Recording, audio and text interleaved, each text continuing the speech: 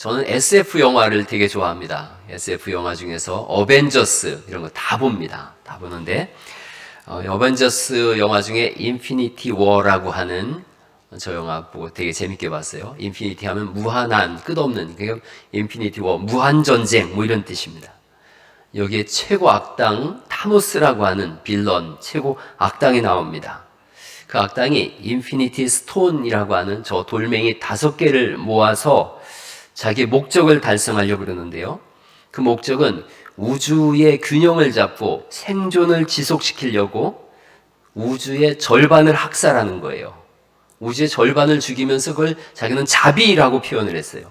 그래서 스톤, 돌멩이 5개를 모아서 손가락을 이렇게 탁 튕기는 순간 모든 이 생명체의 절반이 먼지처럼 사라져요.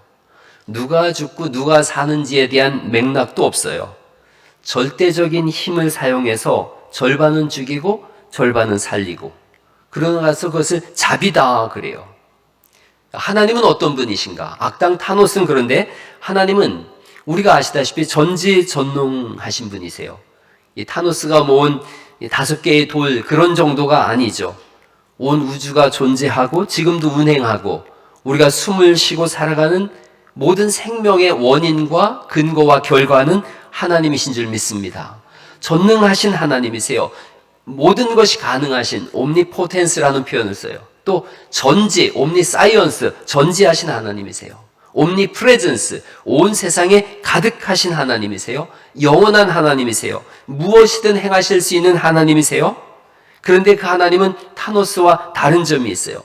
타노스는 절반을 죽여서 균형을 맞추겠다 그러는데 하나님은 자신을 죽여서 모두를 살리겠다 그러시는 거예요.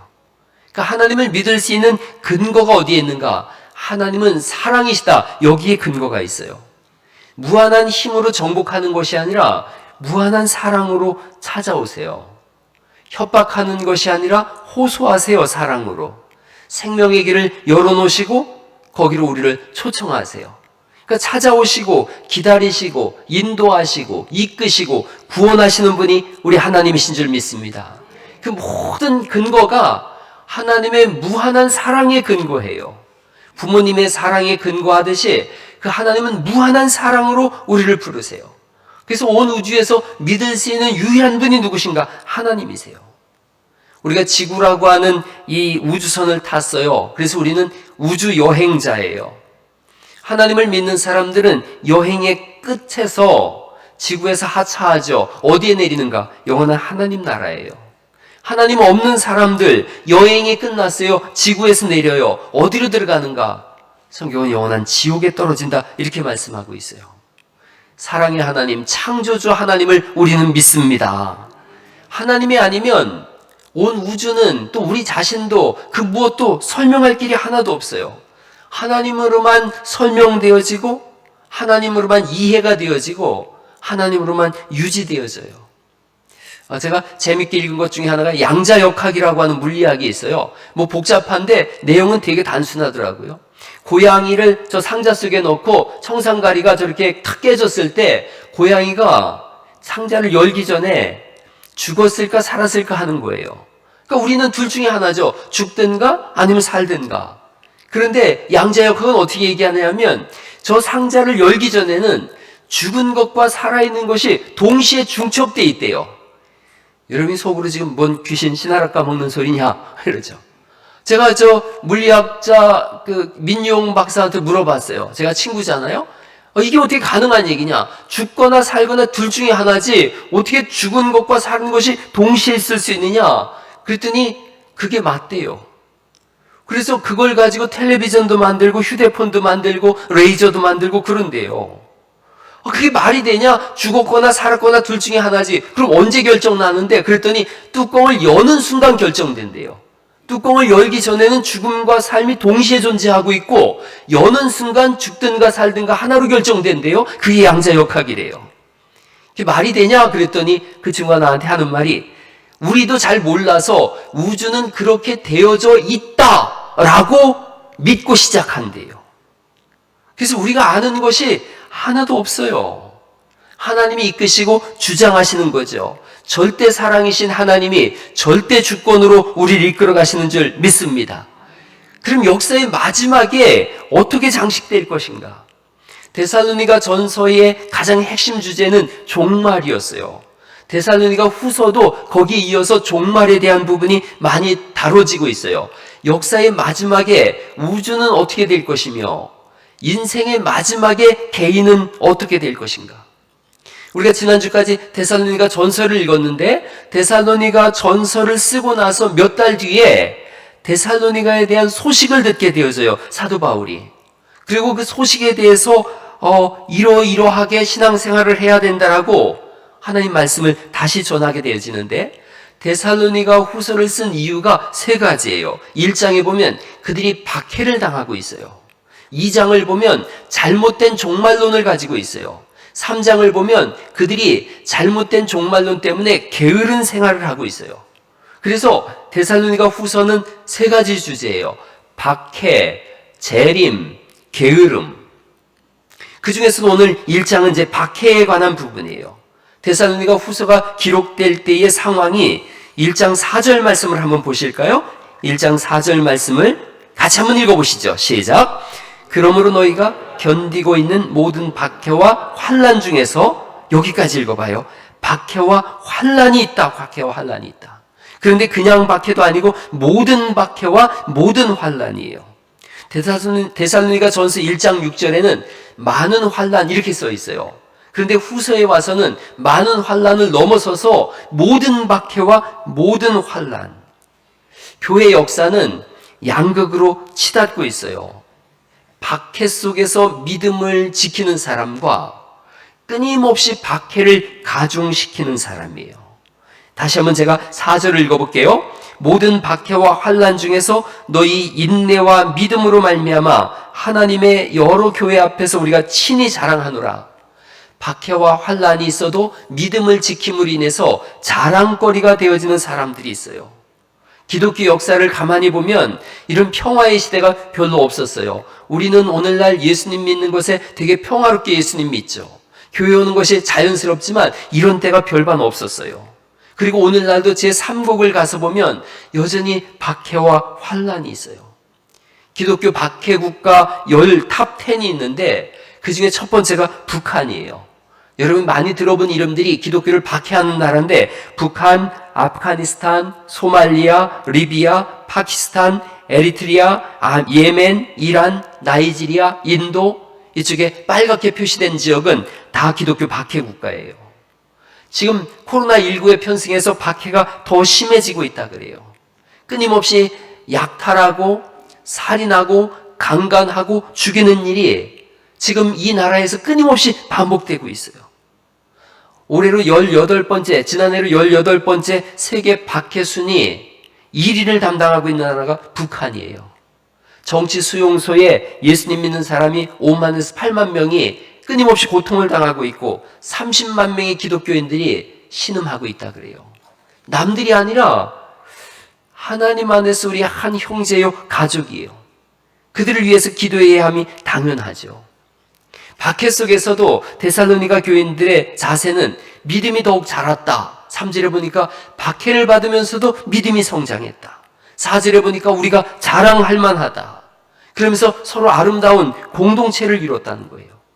그런데도 박해는 멈추지 않고 더 가속되어졌어요. 그러자 데살로니가 교인들이 궁금해졌어요. 하나님은 의로우신 하나님이신데 이렇게 박해를 받는 우리와 저 박해하는 저 사람들의 결론이 어떻게 될 것인가? 우리는 이렇게 하나님을 믿으면서도 박해 속에서 고통스럽게 살고 있는데 우리를 죽인다고 하는 저 사람들은 잘 살고 있는데 잘 먹고 있고 행복하게 살고 있는데 하나님의 공의는 언제 실현되는가? 여기에 대해서 궁금해하기 시작했어요. 하박국도 그런 고백을 하고 있어요. 여호와여 내가 부르짖어도 주께서 듣지 아니하시니 어느 때까지니까? 내가 강포로 말미암아 외쳐도 주께서 구원하지 아니하시나이다. 겁탈과 강포가 내 앞에 있고 변론과 분쟁이 일어나고 있고 율법이 해이해지고 공의가 전혀 시행되지 못하니 악인이 의인을 에워쌌고 정의가 굳게 행해져 있는 이러한 때가 언제까지 지속돼야 됩니까? 하박국도 하나님 앞에 하소연하고 있어요. 여러분, 우리나라도 비슷해요. 이제 내일이면 3.1절이죠. 일본이 우리나라를 35년 정도 강제로 점령했다. 그래서 일제강점기예요. 1910년부터 1945년까지. 수많은 독립투사들이 이 세상에서 맛볼 수 있는 가장 참혹한 죽음을 당했어요.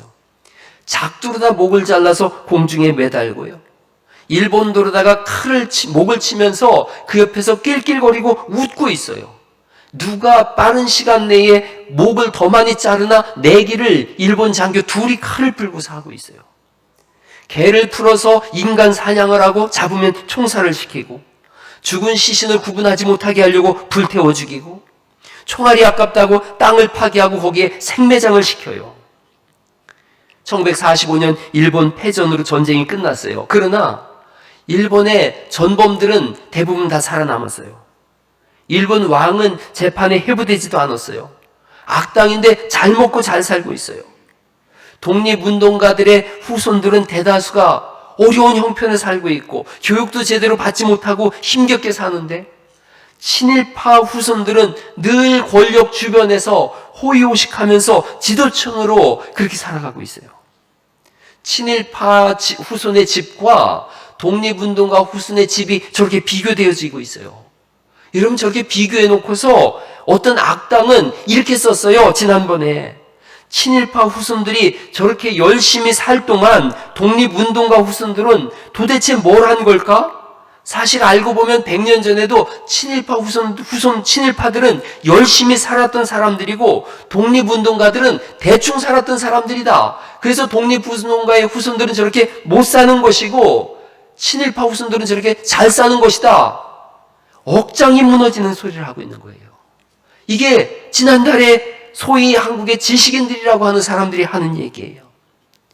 정의가 전혀 시행되지 못하고 있고 악인이 의인을 에워싸고 있는 모습이에요. 여기에 대해서 데살로니가 후서 1장 5절에서 답을 주고 있어요. 1장 5절 말씀을 다시 한번 읽어볼까요? 같이 한번 읽어보죠. 시작. 하나님의 공의로운 심판의 표요 너희로 하여금 하나님의 나라에 합당한 자로 여김을 받게 하려 함이니 그 나라를 위하여 너희가 또한 고난을 받느니라. 이렇게 말씀하세요. 하나님이 답을 주시는데 하나님의 나라가 있다, 이걸 말씀하고 있어요. 예수님을 믿음으로 인해서 오는 박해가 있다, 환난이 있다. 그럼에도 불구하고 무너지지 않고 끝까지 달려가는 사람들이 있는데, 이들을 향해서 성경이 좀 어려운 말씀을 쓰고 있어요. 하나님의 공의로운 심판의 표, 이렇게 쓰고 있어요. 한번 따라해 보시겠어요? 하나님의 공의로운 심판의 표. 그러니까 박해받고 환난 속에서 죽었거든요. 그런데 이것이 우리에게, 믿는 사람들에게 공의로운 심판의 표가 된다, 이렇게 말씀하고 계세요. 그러니까 하나님 앞에 섰어요. 박해받고 환난받은 그 상처가 있잖아요. 흔적이 있잖아요. 이걸 보시면서 하나님께서 네가 나를 믿은 표식이다, 이렇게 말씀하는 거예요. 그리고 또 하나는 그런 박해와 환난 속에서도 너희가 견딜 수 있었지, 내가 너희를 붙잡은 표식이 그거다, 이런 뜻이에요. 그러니까 우리 편에서 보면 하나님이 나를 붙잡은 표가 하나님의 공의로운 심판의 표고, 하나님 편에서 보면 우리가 믿음을 지킨 표가 된다는 거예요. 좀 쉽게 말씀드리면 이래요. 연세가 드신 부모님들의 손과 발을 보면 신경통이 걸려가지고 강철마디 같아요. 그게 어떤 표시예요? 나를 향한 부모님의 사랑의 표시인 거죠. 또 자녀들이 이제 부모님이 연로하셨을 때 열심히 일해서 내 손도 어느 순간 강철마디 같은 손이 됐어요. 그게 부모님을 향한 내 사랑의 표시죠. 하나님 우리에게 그렇게 말씀하는 거예요. 환난의 때에 너희를 목베어 죽일 때, 불태워 죽일 때 끝까지 믿음을 지킨 것, 그 흔적은 나를 향한 사랑의 표였다. 그리고 그 죽을 수밖에 없는 상황 속에서도 믿음을 지키고 있었던 것은 내가 너희를 붙잡고 있는 사랑의 표시다. 두 가지가 같이 가는 거예요. 십자가, 우리를 향한 하나님의 사랑의 징표죠. 그리고 오늘날 우리가 이 자리에 나와서 예배하며 어려운 가운데서도 찬송하는 것, 하나님을 향한 사랑의 표시예요. 끝까지 믿음을 지키고 사랑 속에서 하나님의 영광을 선포하는 거예요. 오른쪽 뺨을 맞을 때 왼쪽 뺨을 돌려대요. 세상은 그런 사람 보고 바보라 그러거든요. 그럴 때 우리가 할 말이 있는 거예요. 오른쪽 뺨을 때렸을 때 나도 주먹질할 수 있는데 이 뺨에 생긴 이 손자국은 주님 생각해서 참은 내 사랑의 표입니다 하는 거예요. 또 욱하고 올라올 때, 이거 뺨 맞아서 욱하고 올라올 때 주님이 붙잡아 주신 사랑의 표시입니다 이런 거예요. 여러분, 베드로전서 2장에 보니까 신앙생활 하다 보면 애매한 고난이 있다 이렇게 말씀하세요. 애매한 고난이 뭔가 봤더니 부당한 고난, 억울한 고난이에요. 그런데 성경이 써 있어요. 하나님을 생각하고 참으라 이렇게 말씀하세요. 선을 행하다가 당하는 고난이 있어요. 근데 그걸 참으면 하나님이 기뻐하신다 이렇게 돼 있어요. 교회에서 헌신하고 충성해요. 믿음 생활하는데 아무도 알아주지 않아요. 그래도 하나님이 알아주시는 거예요. 여러분, 안 알아주기만 해도 괜찮아요. 시비 거는 때도 있어요. 뭐 지가 잘났다고 그런 일을 해? 그럴지라도 하나님 바라보고 묵묵히 참으면 하나님이 기뻐하신다라고 말씀하시는 줄 믿습니다. 하나님이 아시는 그 한 가지로 만족하는 거예요. 그런 게 사랑이죠. 제 아내가 대학교 다닐 때 음악을 전공했잖아요. 독창을 도맡아서 했어요. 그런데 잘한다고 사람들이 박수를 치는데 제가 일이 있어서 못 가면 그날은 되게 우울해하는 거예요. 그래서 제가 가서 좀 못한 날도 당신 정말 최고야 그러면 너무너무 좋아하는 거예요. 사랑하는 사람만 알아주면 되는 거죠. 뭐. 하나님이 알아주시면 되는 거예요. 6년 전에 우리 교회가 재정적으로 어려운 시간이 있었어요. 은퇴하신 선교사님이 한 분 2층 게스트룸에 사셨는데 영국에서 오셨어요. 칠순이 훨씬 넘으신 분이에요. 여자분이신데 연세도 많으시고 건강도 안 좋으시고 그리고 결혼도 안 하신 혼자이신 분이세요. 이분이 어느 날 1,000,000원을 가져오셨어요. 작은 돈이 아니죠. 여러분이 안 놀라는 거는 그게 작은 돈이라서 그런 거예요? 작은 돈이 아니에요. 1,000,000원 가져오셨어요. 그래서 헌금하시면서 아무한테도 말하지 마세요. 하나님 아시면 그걸로 저도 기뻐요. 그러시는 거예요. 그래서 요즘도 제가 종종 찾아가서 식사 대접도 하고 그러고 있어요. 하나님만 아시면 그걸로 충분하더라고요. 이분들이 그러는 거예요. 데살로니가에 있는 교인들이. 하나님 아시면 됐지. 모두가 다 아는데 하나님이 모르신다. 그게 가장 슬픈 일인 거예요. 어제까지 다른 교회 권사님이 우리 교회에 꼭 필요한 물품인 것 같습니다 라고 해서 3,000,000 원 정도의 물품을 기증해 주셨어요. 그래서 어제 청년들하고 우리 김종태 지사님 또 우리 부목사님 다 가가지고 우리 김남기 지사님 트럭으로다가 해서 2번에 걸쳐서 실어 왔어요. 대략 3,000,000 원이 조금 넘는 물품이에요. 우리 교회에 꼭 필요한 물품이에요. 근데 이분이 신신당부를 하는 거예요. 이름 밝히지 말아주세요. 그래서 제가 막 입이 간질간질한데도 이름을 못 밝혀요. 하나님 기뻐하시면 되지요. 그러는 거예요. 고난과 박해 때문에 그 어려움을 당하고 있는데 그걸 지켜보시는 하나님이 있어요. 이들은 그 하나님을 바라보는 거예요. 신앙생활 하시다가 낙심하지 마세요. 기도하면서 낭망하지 마세요. 고난 속에서도 다시 일어나는 은혜가 있길 간절히 바랍니다. 하나님 바라보고 일어나는 거예요. 아플 때가 있어요. 교회 성도님들 중에 아프면 내가 기도 안 해서 아픈가? 신앙생활 잘못해서 아픈가? 그렇지 않아요.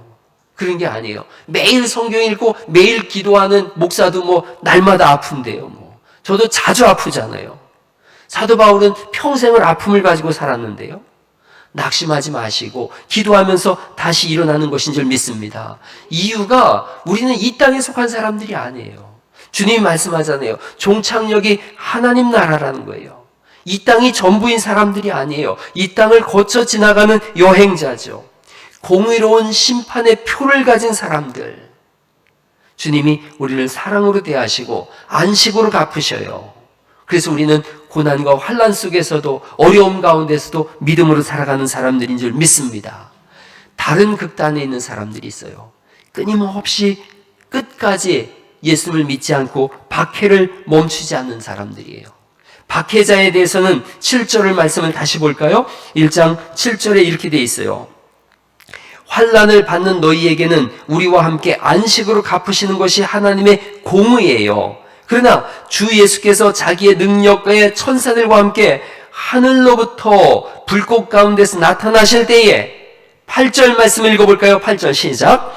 하나님을 모르는 자들과 우리 주 예수의 복음에 복종하지 않는 자들에게 형벌을 내리시리니 9절 또 읽어보죠. 시작. 이런 자들은 주의 얼굴과 그의 힘의 영광을 떠나 영원한 멸망의 형벌을 받으리로다. 이렇게 써 있어요.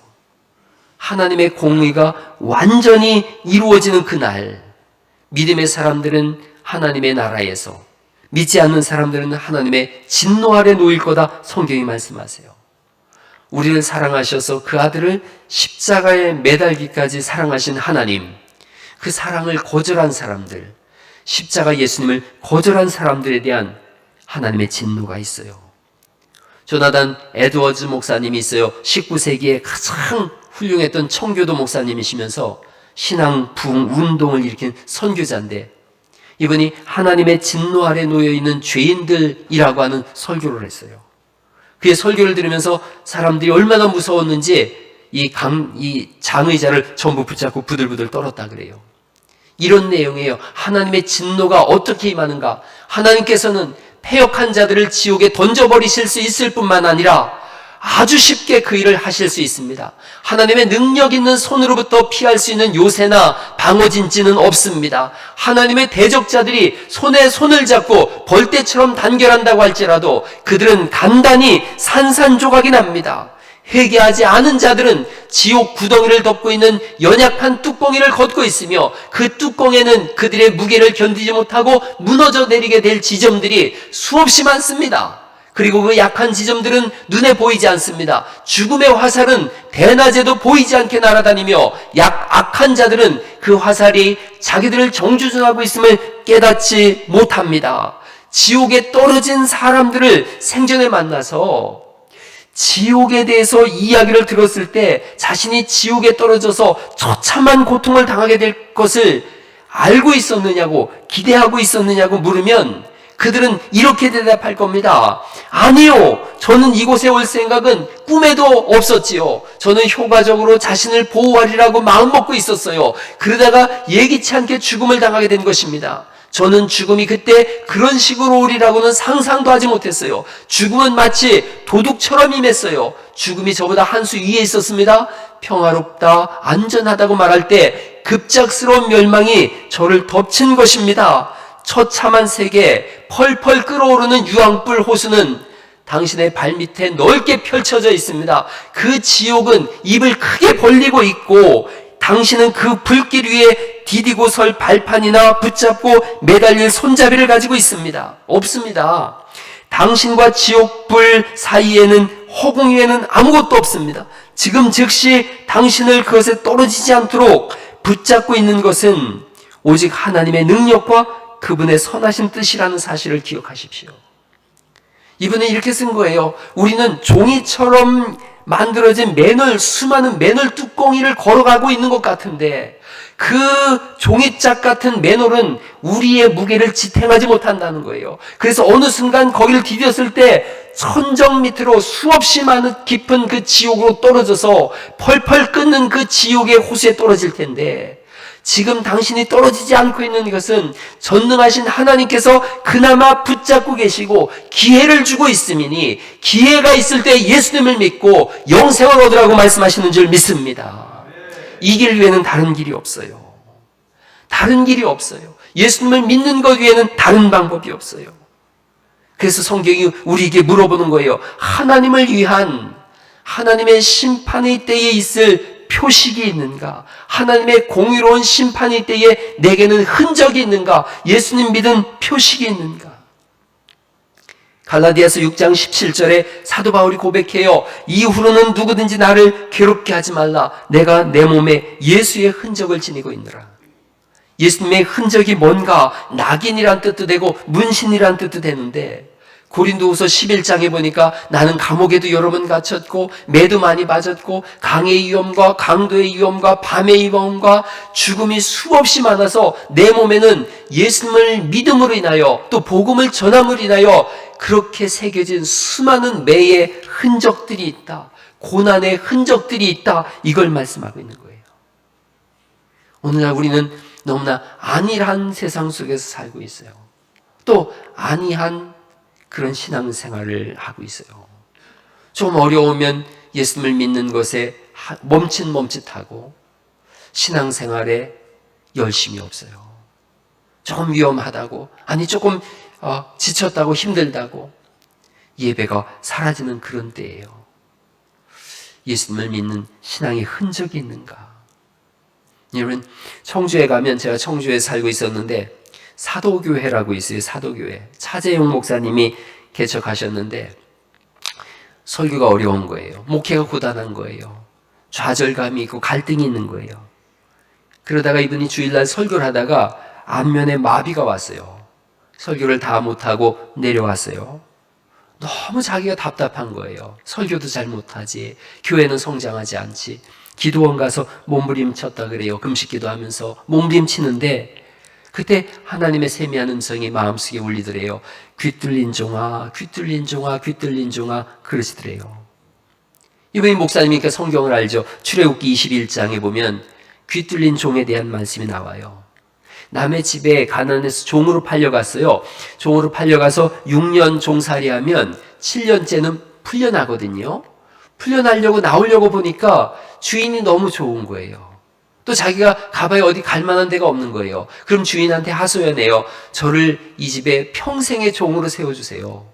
그럼 주인이 이렇게 봤을 때 괜찮은 사람 같아요. 그러면 그러자 재판장을 한테 데리고 가서 이 사람을 우리 집에 평생의 종으로 쓸 겁니다.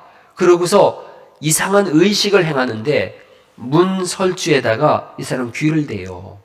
송곳으로다가 귀를 뚫어요. 그게 귀 뚫린 종이에요. 귀 뚫린 종이 되면 그 다음부터 이분은 더 좋은 자리가 있어도 못 가요. 평생 그 집의 종이에요. 그런데 주인은 이 사람을 어떻게 대해야 되느냐 하면 그때부터 귀 뚫린 종이 되면 식탁으로 초대해요. 같이 밥을 먹어요. 그리고 유산을 상속할 때 자녀들과 똑같이 유산을 상속해요. 그게 귀 뚫린 종이에요. 귀 뚫린 종은 아무리 좋은 데가 있어도 못 가요. 거기서 평생을 종살이를 해야 돼요. 그런데 우리 보고 주님 뭐라고 말씀하시나? 귀 뚫린 종이에요. 이렇게 한번 만져보시겠어요? 귀 뚫린 종. 그 흔적을 확인해야 돼요. 흔적이 없으면 신앙의 흔적을 만드세요. 또 오늘 집에 가서 다 이렇게 귀걸이하고 오라는 얘기가 아니에요. 흔적이 있어야 돼요. 내가 귀 뚫린 종의 흔적이 있어야 돼요. 여러분, 기도의 흔적도 만드시고 밤새 찬송을 부른 찬송의 흔적도 가질 수 있기를 간절히 바랍니다. 말씀을 붙잡고 씨름한 흔적이 있어야 돼요. 주일날 교회 오는 것으로 끝내면 안 돼요. 삶을 살아내는, 주님의 말씀을 붙잡고 삶을 살아내는 흔적들이 있기를 간절히 바랍니다. 교회 와서 청소라도 하시고 청소하면 흔적이 드러나잖아요. 흔적이 있어야 돼요. 이는 하나님의 공의로운 심판의 표, 이렇게 말씀하세요. 흔적을 주님이 물어보세요. 최후의 심판 때에, 아니 우리 인생이 맞춰졌을 때, 주님 앞에 섰을 때 나를 향한 표가 뭐냐? 나를 향한 흔적이 뭐냐? 우리가 코로나19라고 하는 전대미문의 이상한 세월을 보내고 있는데 그럼에도 불구하고 환난과 박해를 당했으나 믿음을 포기하지 않고 데살로니가 교인들처럼 오히려 믿음이 자라나서 하나님 앞에 자랑이 됐습니다 라고 얘기할 수 있는 그런 흔적들을 가질 수 있기를 간절히 바랍니다. 이제 말씀을 쭉 정리해 보려고 그래요. 이 말씀은 사실은 시편 73편에 있는 내용과 아주 똑같아요. 시편 73편이 이 모든 설교를 축약해 놓은 것 같아요. 이렇게 돼 있어요. 시편 아삽이라고 하는 분의 쓴 아삽의 시인데 악인의 형통을 봤어요. 악당이 잘 되는 거예요. 죽을 때 고통도 없더라고요. 악당은 죽는 날까지 힘이 강건해요. 사람들이 당하는 고난도 악당이 없어요. 재앙도 당하질 않아요. 항상 평안하고 재물도 더 많이 늘어나요. 근데 나는 예수님 믿는데 종일 고난을 당하고 아침마다 징벌을 받는 것 같은 거예요. 그러니까 이 사람이 무슨 생각이 드냐면 하나님을 배신하고 나도 그들처럼 살까? 이 생각이 날마다 내 속에서 이렇게 시험이 들어오는 거예요. 심한 고통이 되었는데, 그 평생의 고통이 되었는데 하나님의 성수에 들어가는 순간 일시에 깨달았어요. 악당의 종말을 본 거예요. 하나님의 성수에 들어갔다는 이 말씀은 인생이 끝났다는 뜻도 있을 수 있고 종말이 때라고 말씀드릴 수도 있고 하나님의 말씀이 그 속에서 불현듯 깨달아졌다는 뜻도 될 수 있어요. 악당의 미래를 보니까, 마지막을 보니까 주님께서 미끄러운 곳에 두셔서 파멸에 밀어넣으셨다, 이렇게 성경이 써 있어요. 쉬운 성경으로 하나님이 미끄러운 곳에 그를 두셨다가 확 또 다 밀어서 파멸의 깊은 곳에 떨어져서 순식간에 멸망하여 끔찍한 종말에 이르렀다. 그래서 73편 하반절에 시인이 고백해요. 하늘에서는 주 외에 누가 내게 있으리요, 땅에서는 주밖에 내가 사모할 자 없나이다. 내 육체와 마음은 쇠약하나 하나님은 내 마음의 반석이시요 영원한 분기시리시라. 하나님께 가까이 함이 내게 복이라. 할렐루야. 오늘 말씀을 한 절로 정리했습니다. 고난 속에서도 공의의 하나님을 붙들고 다시 믿음의 흔적을 만드는 그런 은혜가 있기를 예수님의 이름으로 축원합니다.